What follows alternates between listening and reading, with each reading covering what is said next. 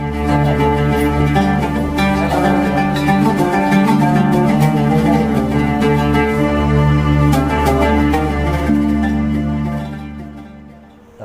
warahmatullahi wabarakatuh. Assalamualaikum warahmatullahi wabarakatuh.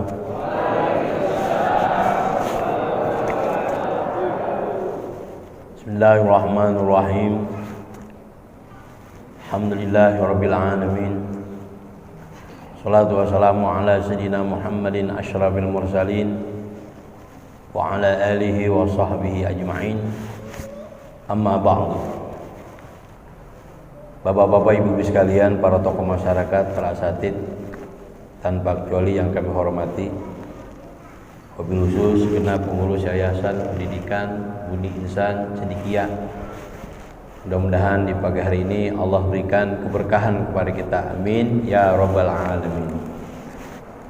Bapak ibu sekalian, para asatid, tokoh masyarakat, pada pagi hari ini kita mencoba membahas seputar di balik hijrah,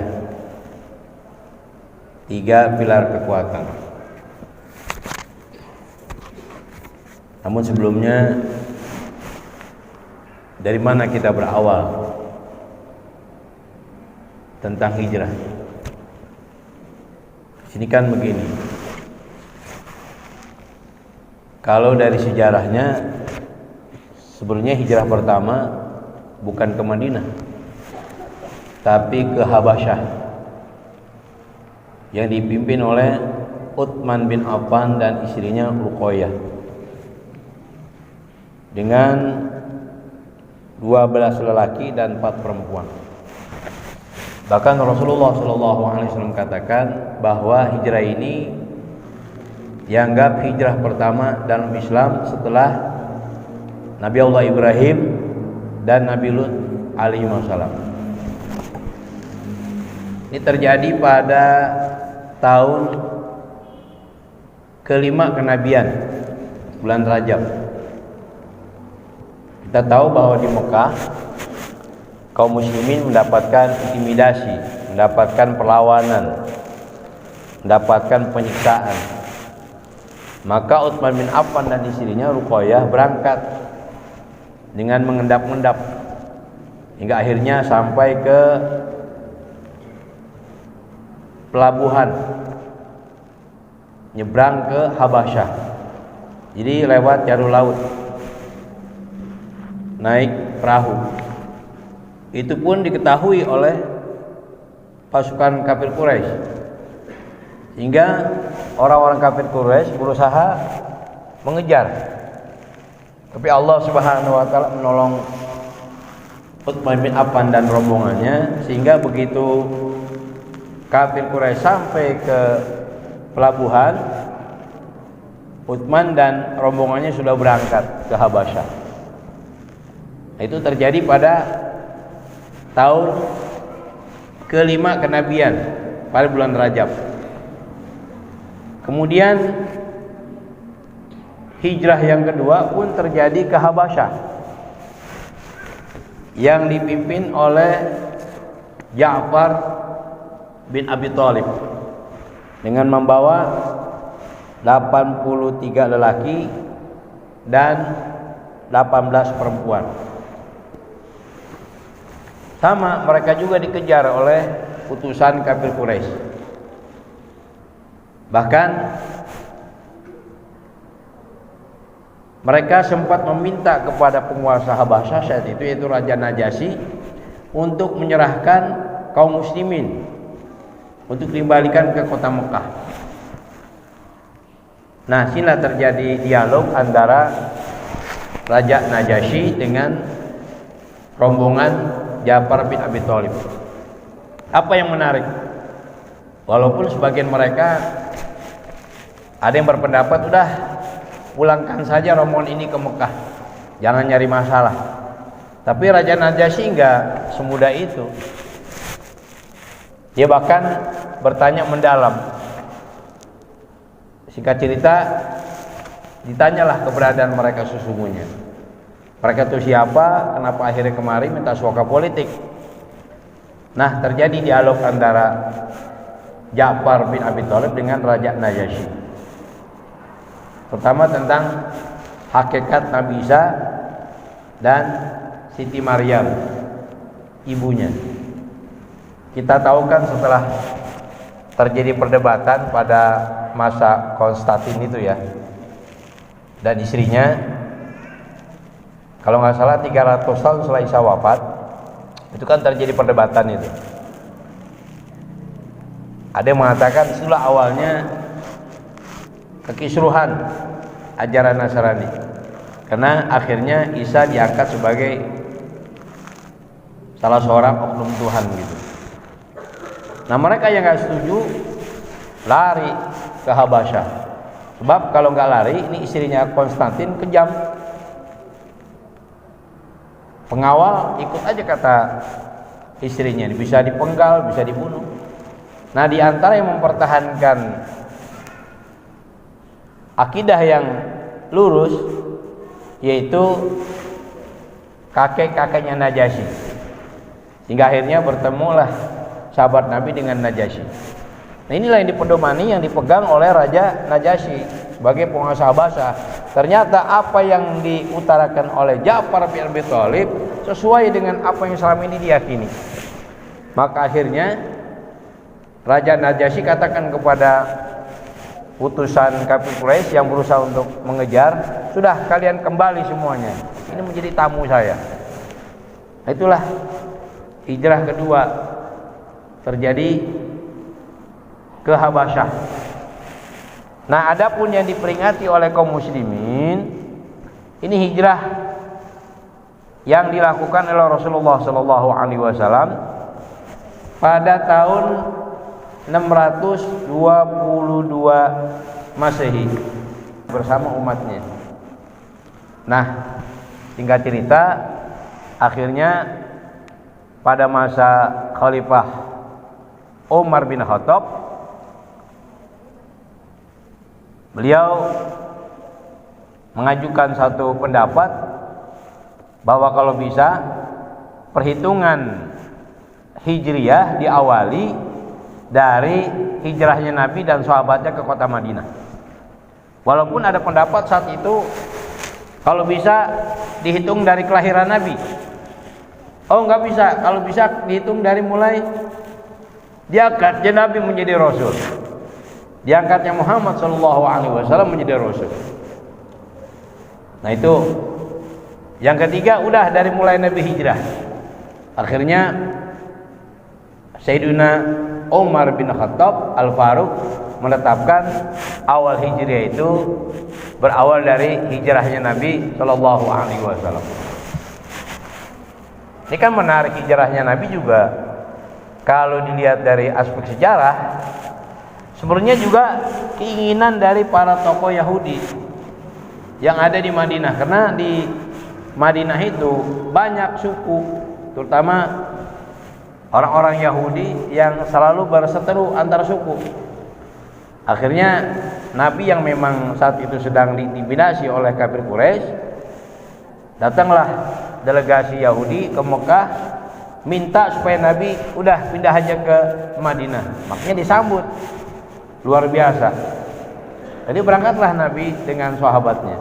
Nah, itulah yang menjadi titik awal hitungan tahun Hijriah. Bapak Ibu sekalian, sebenarnya buat umat Islam ada dua keuntungan. Jadi kita nggak usah melakukan apa istilahnya dikotomi lah gitu ya, pemisahan.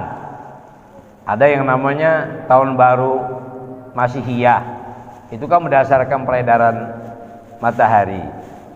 Ada juga tahun baru Qamariyah, itu kan berdasarkan peredaran bulan. Semuanya kita akui aja. Kenapa? Dalam surah Ar-Rahman ayat 5 Allah nyatakan asy-syamsu wal qamaru bihusban. Kita nggak usah beginilah. Kalau ada orang menyelenggarakan atau merayakan tahun baru Masihiyah, kemudian kita antipati, Yang nggak diinginkan kan kalau kita berlebihan, ya, melakukan tindakan mubazir. Karena mau dibilang nggak kita rayakan juga, kenyataannya memang matahari kan juga makhluk Allah. Apa matahari nggak manfaat? Contoh aja, dalam sholat itu berdasarkan peredaran matahari. Aqimu sholah liduluki syams ila ghasaqil lail. Kerjakan sholat karena gelincirnya matahari. Ada apa di situ? Ada zuhur dan asar. Ila ghasaqil lail, sampai masuk malam. Di situ ada apa? Ada maghrib dan isya. Wa Qur'anal fajr, subuh. Matahari luar biasa manfaat buat kita mengetahui kapan masuknya waktu sholat. Kalau bulan untuk mengetahui bulan-bulan ibadah. Makanya orang-orang di zaman Nabi atau sahabat Nabi, mereka bertanya kalau mereka terasa nggak tahu. Yas'alunaka anil ahillah. Mereka bertanya kepadamu ya Muhammad tentang bulan sabit. Sampai bulan sabit ditanya. Katakan yang namanya bulan sabit itu adalah untuk mengetahui waktu-waktu ibadah dan juga untuk mengetahui kapan terjadinya haji. Jadi dua-duanya, kalau matahari buat mengetahui kapan masuk waktu sholat, kalau bulan untuk mengetahui awal-awal bulan ibadah.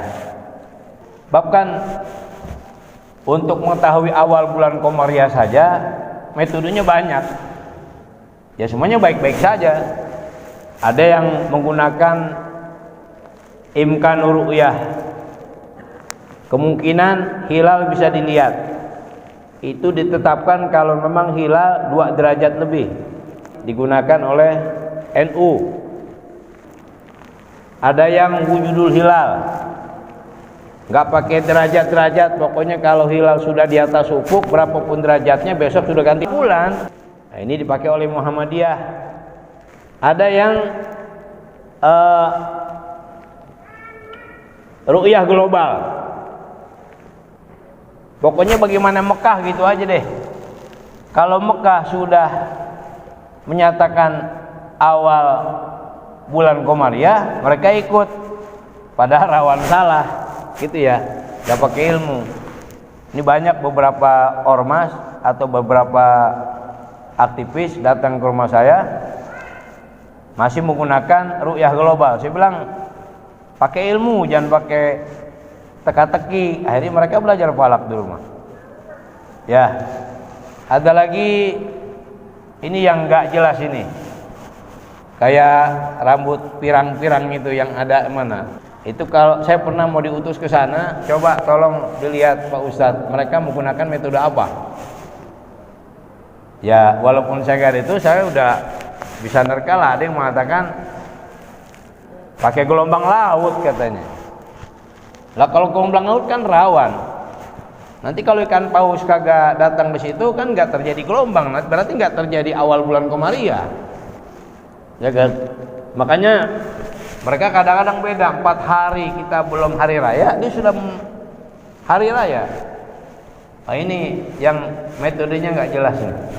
Ya, nah itu untuk menentukan awal bulan Komariah saja seperti itu Pak. Ya, ada imkanur ru'yah, ada ru'yah global, ada wujudul hilal. Ya, ada lagi.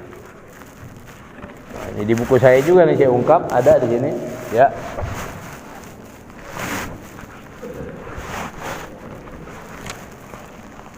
Ya ada 5 tuh ya. Ada ru'yah bil fi'li.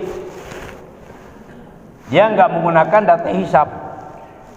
Ini digunakan oleh orang Saudi. Jadi orang Saudi itu kalau udah menjelang Ramadan, mereka berangkat tuh beberapa orang untuk melihat bulan secara langsung. Ini juga rawan salah. Karena boleh jadi yang dilihat bukannya hilal, karena kan hilal kayak rambut, Pak. Boleh jadi yang dilihat ada cahaya Venus atau juga cahaya lampu dari kapal laut. Kemungkinan serba banyak. Makanya udah kembali lagi ya ke apa ulama-ulama Indonesia, gudangnya ahli palak ke Indonesia itu, gudangnya ahli hisab. Ya, apalagi hisab beneran kan, ahli hisab kan. Indonesia tuh gudangnya ahli hisab, ada hisab beneran gitu kan. Memang dia ahli astronomi, ada juga hisab mazazian gitu. Ya, sampai orang-orang di luar negeri juga akhirnya belajar banyak tentang ilmu hisab di Indonesia. Jadi kurang apa di Indonesia? Ulamanya banyak. Bahkan nih kader-kader saya nih, mereka sebagian udah ada yang ngerti. Bahkan saya kembangkan lagi sekarang, bukan cuma metode klasik. Ini kan termasuk metode klasik yang tadi nih. Ya, buku palak yang tadi. Ada lagi metode modern. Apa? Yaitu menggunakan epimeris. Nah, itu nggak cukup 2 jam Pak. Untuk belajarnya makan waktu 8 jam. Itu ada santri saya yang sekarang malah lebih pintar, dia yang ngitungnya dari saya. Dia santri saya, kemudian dia kuliah di Politeknik di Jakarta. Nah sekarang kalau saya kepengen hitung, kadang-kadang saya suruh aja, coba hitungin. Ya itu untuk belajarnya 8 jam. Ya pokoknya metode klasik, metode modern, insya Allah di pondok pesantren saya diajarkan. Cuman kalau mau belajar, tunggu nanti bulan Sya'ban dan Ramadan, atau silakan aja diundang lah. Siapin aja kopi gitu aja udah ya. Ini ada bukunya tadi tuh, sederhana. Mana ini? Kalau mau metode cepat 2 jam. Minimal ginilah. Kita jadi hilang penasaran gitu. Oh begitu cara pemerintah ngitungnya gitu kan. Nah itu barangkali sepintas tentang bagaimana kita menentukan awal bulan Komariah. Ya akhirnya kesananya menjadi perhitungan Hijriah. Baik Bapak sekalian, sekarang ada apa di balik hijrah? Kalau kita telitikan setidaknya ada 3 yang dibangun Nabi ketika hijrah. Yang pertama masjid, yang kedua pasar, yang ketiga konstitusi. Nabi SAW begitu sampai ke kota Madinah, beliau tidak membangun rumah.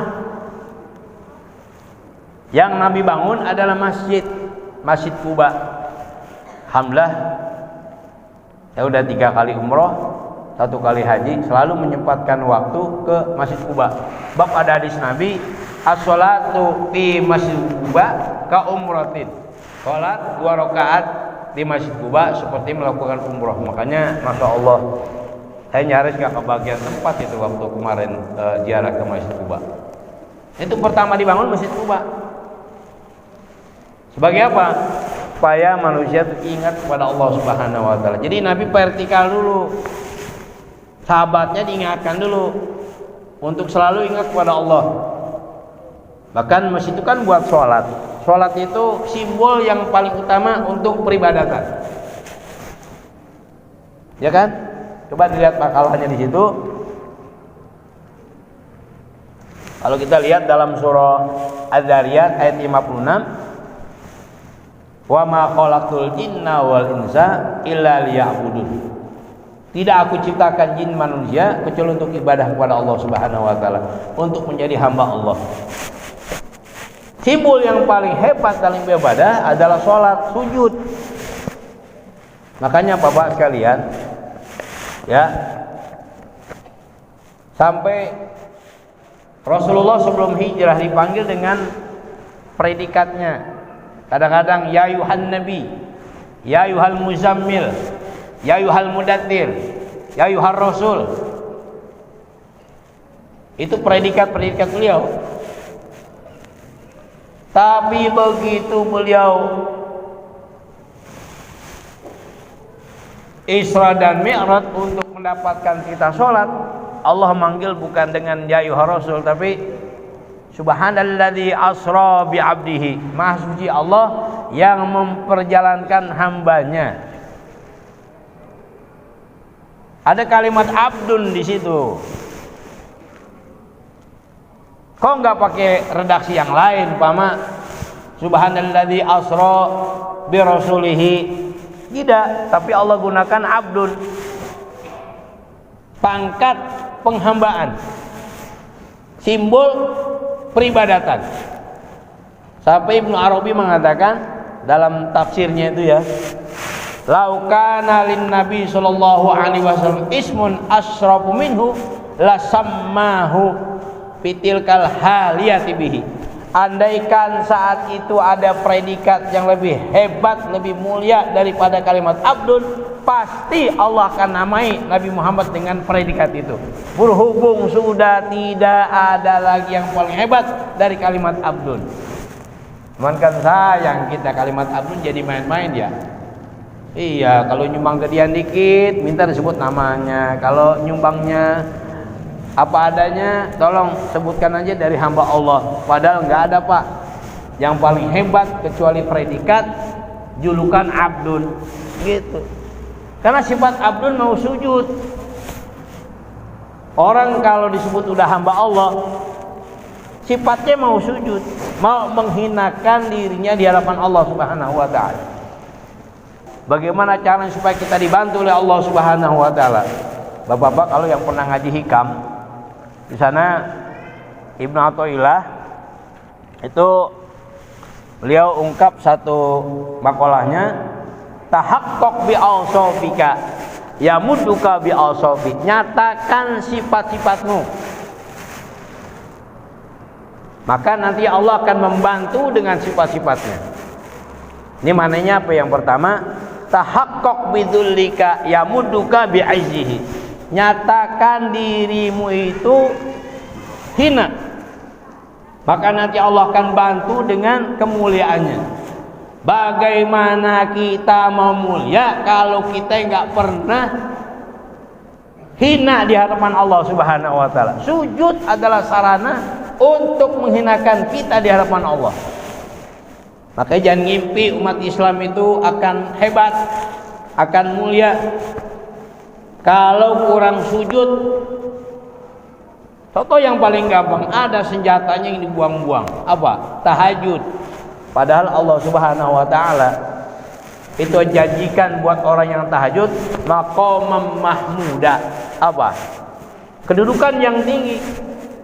Bapak sekalian, dulu ada seorang di zaman tabi'in mencoba menyelidiki kenapa sih umat Islam kalau berjuang menang terus, kalau berjihad menang terus. Bahkan Romawi dan Persia, dua adidaya saat itu bisa dituduhkan oleh kaum muslimin. Kenapa? Islam jaya saat itu. Selidik punya selidik, ya artinya dikirimlah seorang spionase.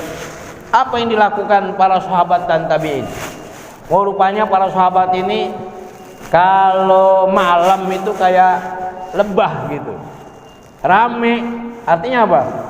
Dilihat oleh spionase ini, jarang sahabat yang tidak melakukan tahajud. Itu kuncinya. Bagaimana umat Islam mau mulia, senjatanya dibuang-buangin, betul nggak? Coba dari sekian yang hadir, berapa orang yang tahajud tadi malam? Jadi jangan nyalahkan orang, salahkan diri kita sendiri. Kalau masing-masing kita tahajud, kayak apa coba Islam? Minta kepada Allah supaya Islam ini mulia. Lewat apa? Doa, terutama tahajud. Maqamam mahmuda. Ntar Allah kasih izul Islam wal muslimin.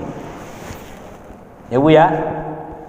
Ayo, dari sekian ibu-ibu nih yang hadir, saya sih bukan berapa orang yang tahajud tadi malam?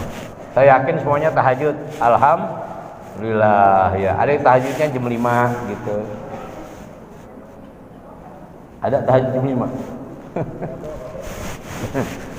Tuh kuncinya tuh kalau memulia. Jadi kata Ibnu Athaillah, nyatakan dirimu itu hina di hadapan Allah. Allah nyatakan batu dengan kemuliaannya. Terus apa lagi? Tahaqqaq bi azika yamuduka bi qudratihi. Nyatakan dirimu itu lemah di hadapan Allah. Jangan sok kuat, jangan sok hebat. Nanti Allah akan bantu dengan kuasanya. Bagaimana umat Islam mau jaya? Umat Islamnya pada sombong, ya kan? Gak mau tunduk pada Allah, gak mau doa. Nah, terus yang terakhir dia mengatakan tahaqqaq bidu'bika yamuduka bihauli wa quwwati. Nyatakan dirimu itu lemah di hadapan Allah. Nanti Allah akan bantu dengan apa? Dengan daya dan upayanya. Jadi intinya kalau kita pengen mulia, hinakan kita di hadapan Allah. Kalau kita mau hebat, nyatakan diri kita lemah di hadapan Allah. Jangan pongah, jangan sombong. Terutama apa? Kuncinya jangan tinggalkan senjata yang paling canggih, paling hebat. Apa? Tahajud itu. Nah, itu barangkali yang pertama. Kenapa Nabi yang beliau tanamkan, yang beliau kerjakan adalah membangun masjid. Pilar vertikal supaya sahabat dalam berjuang tidak apa? Lepas pegangan.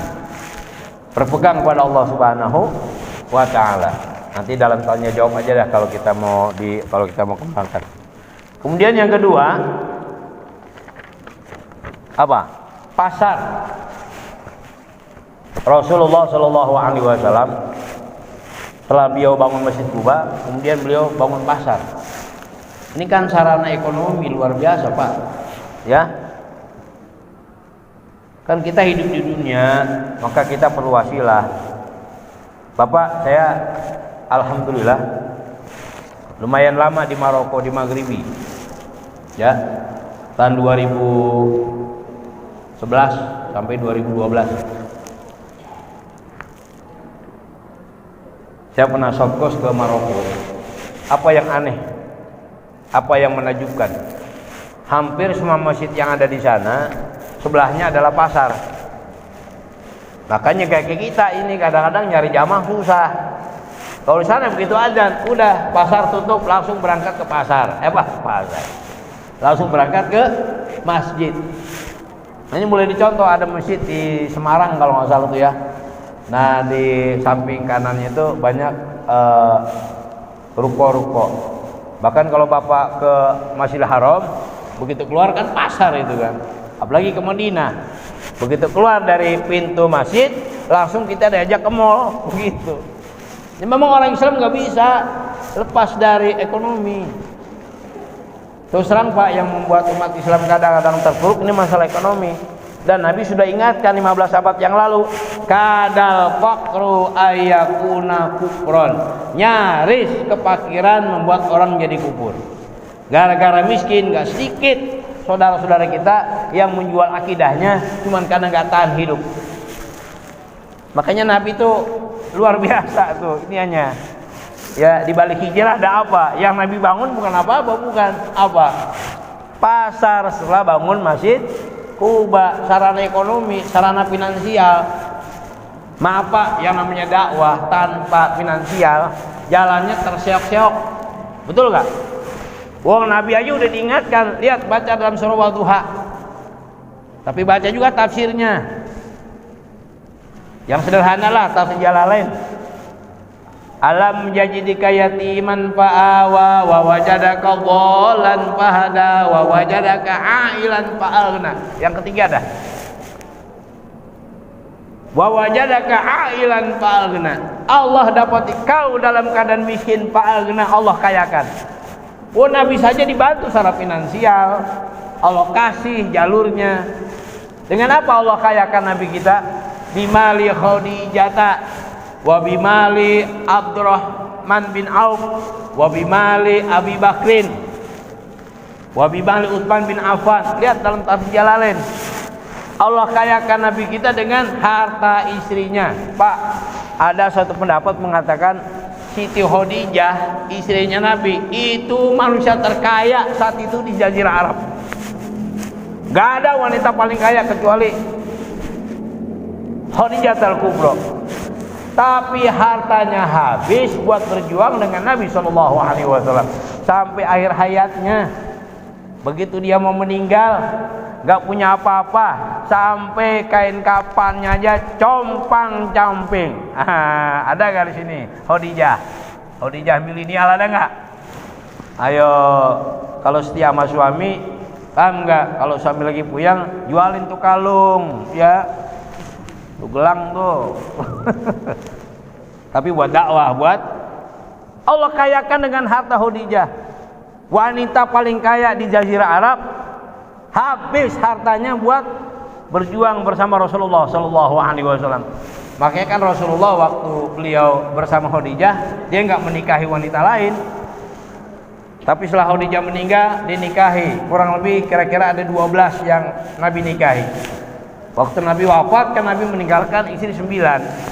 Aisyatun wa Hafsatun wa Saudah, Sofiyatun, Maimunatun wa Romlah, Hindun wa Zainabun kaza Zuhairiyah, lil mu'minina ummahatum mardiyah. Itu ada dalam Aqidatul Awam. Ini santri semalam belajar Aqidatul Awam ya. Hafal enggak? Belum?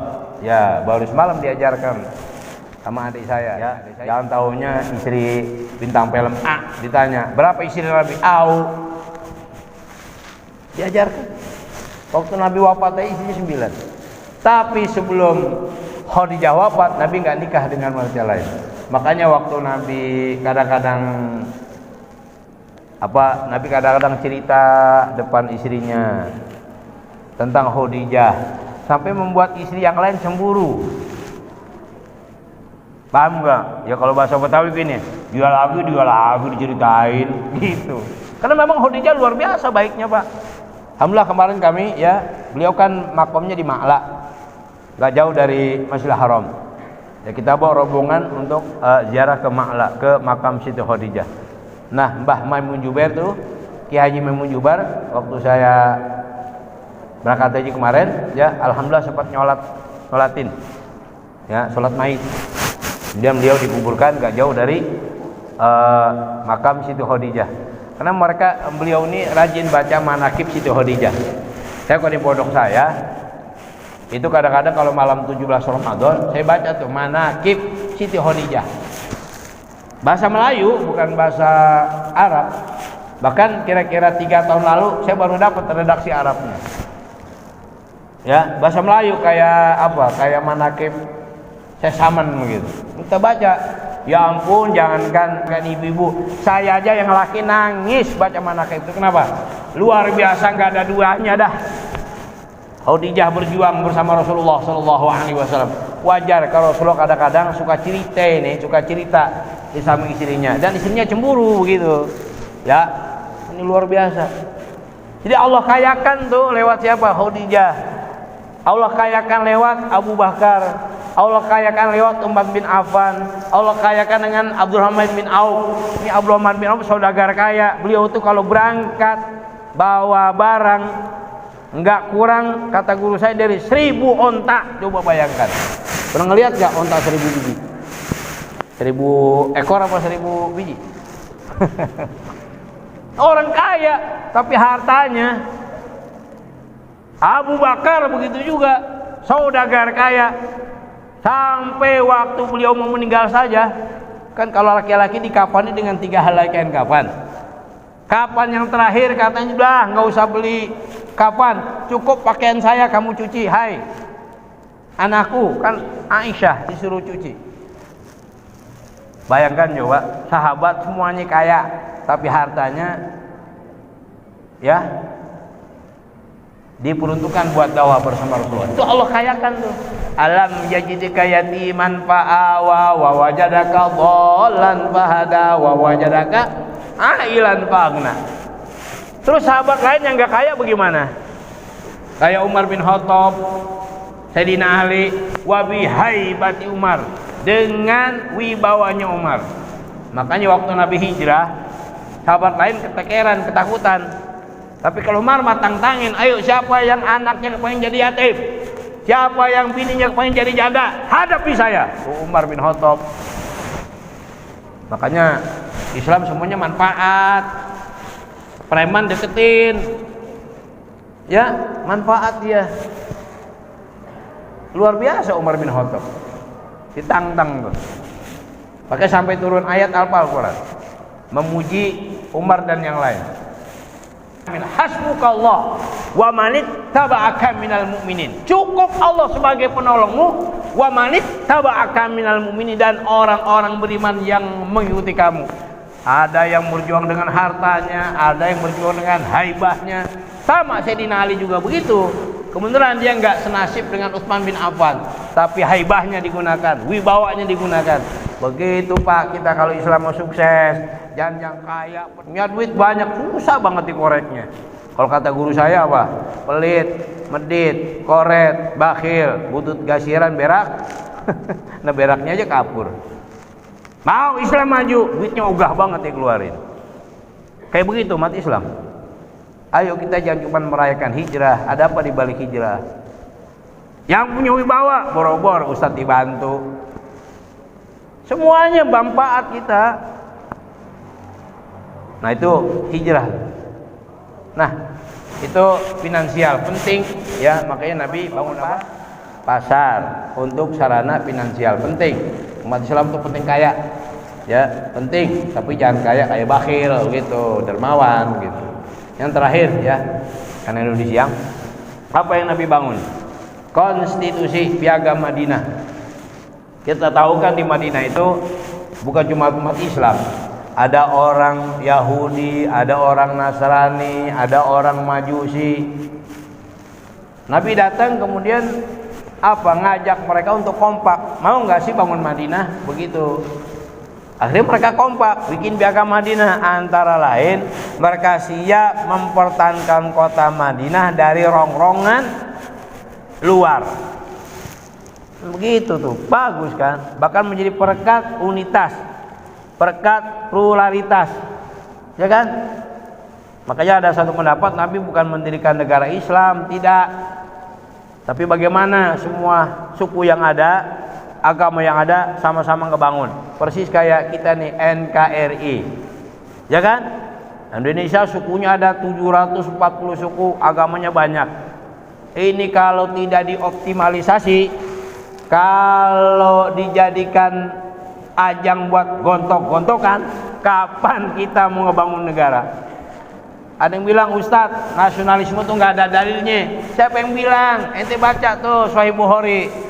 Rasulullah Shallallahu Alaihi Wasallam kalau beliau berangkat dari Madinah, singkat cerita, begitu beliau pulang, ngelihat tanah Madinah, ngelihat rumah-rumah Madinah, itu dalam Sahih Bukhari dikatakan beliau pacu kudanya dengan sangat cepat. Kenapa? Min hubbihi, karena cintanya Rasulullah kepada Madinah. Kan sama, ya. Sama aja kita kalau cinta kepada negara kita sendiri, sama dengan apa yang dilakukan Rasul, cinta kepada Madinah. Makanya kalau ngaji jangan satu buku, jangan satu ustadz, apalagi ngaji nggak pakai rujukannya WA, makanya banyak orang Islam jadi PA sekarang. Paham nggak? Indonesia negara togut, Pancasila, berhala. Kagak tahu sejarah nih orang, nggak pernah masih kecil waktu SD kalau disuruh nyanyi lagu wajib bolos mulu nih orang. Paham nggak?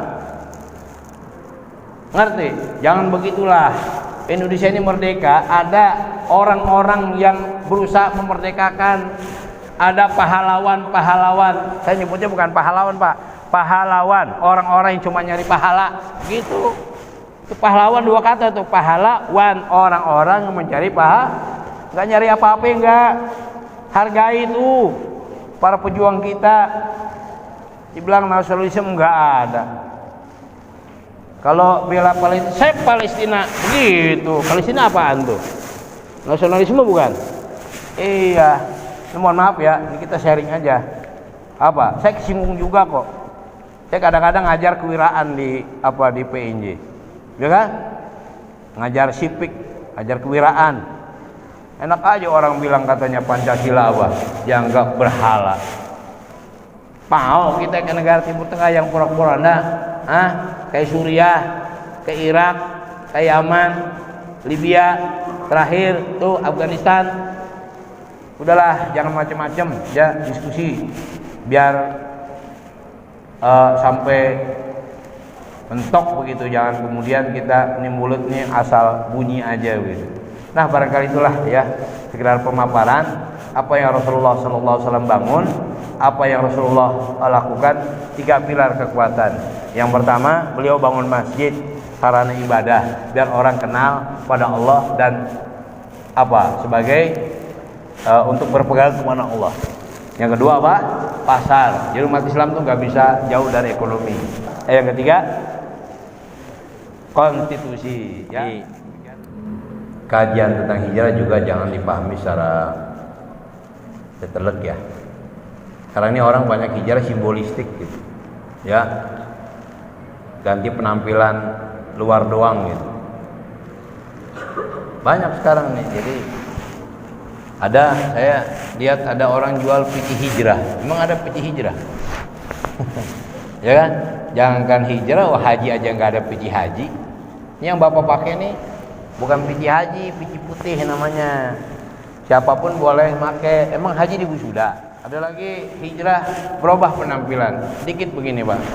Saya pernah ngomong sama seorang musisi, ya. Ya hijrah kemudian gitarnya ditaruh, drumnya ditaruh, gendangnya ditaruh. Saya bilang bukan itu mana hijrah.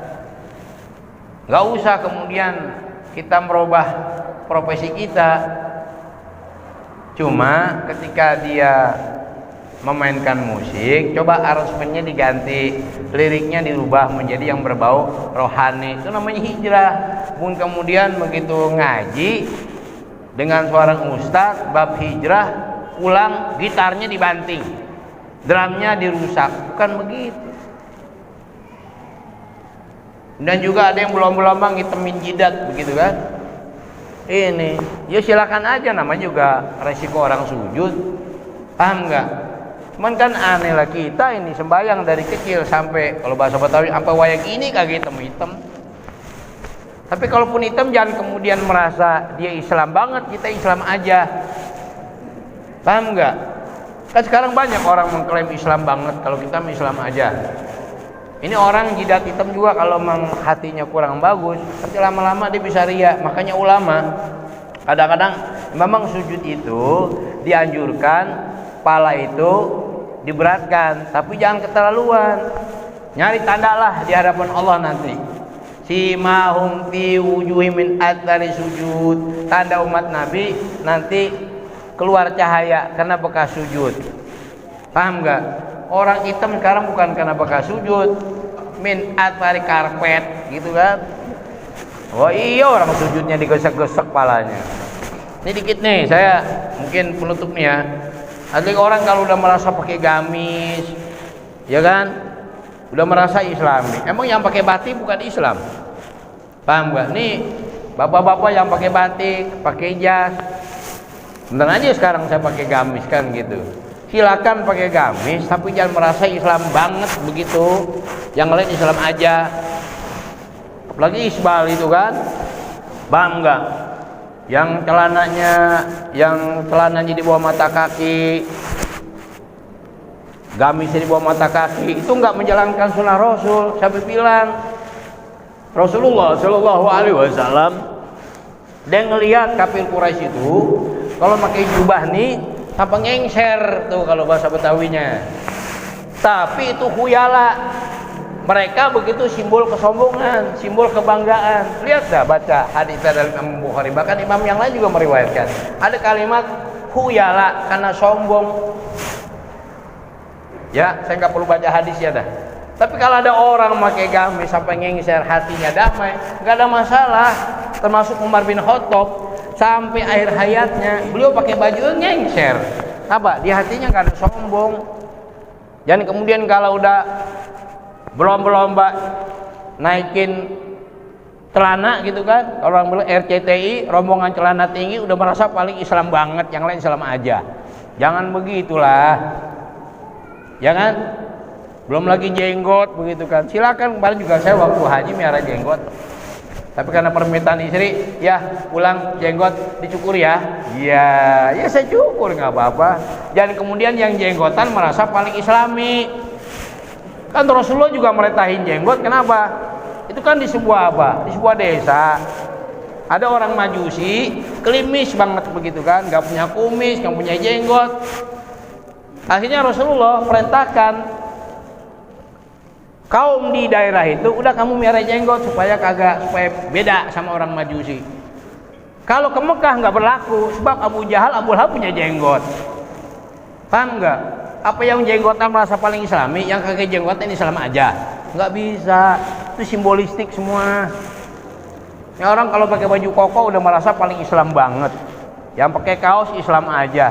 Jet Li tuh kalau berantem pakai baju koko. Ya kan? Pernah lihat Jet Li gak? Ya dikit. Nah ini, jadi jangan dilarikan ke sana hijrah itu. Ya. Orang yang hijrah dalam konteks kekinian, orang yang hijrah dari apa yang Allah larang dan Rasulnya. Itu yang penting. Yang tadi suka mabok-mabokan, tinggalkan minum-minuman kayak gitu. Yang tadinya suka gibah, tinggalkan yang kayak gitu. Yang tadinya rajin bikin hoak, udah jangan bikin hoak lagi. Itu hijrah namanya. Bukan ditandai dengan jenggot panjang, celana cingkrang, paham enggak? Bukan itu, bukan. Ya, nah mudah-mudahan kita Allah bersihkan hati kita dari yang macam-macam kayak gitu. Tapi saya salut sama orang jenggotan, salut sama orang yang jidatnya hitam. Tapi jangan kemudian yang bersangkutan jangan merasa paling Islam banget. Kita Islam aja, itu salah hijrah kayak gitu. Wallahul muwaffiq ila aqwamit thoriq. Assalamualaikum warahmatullahi wabarakatuh.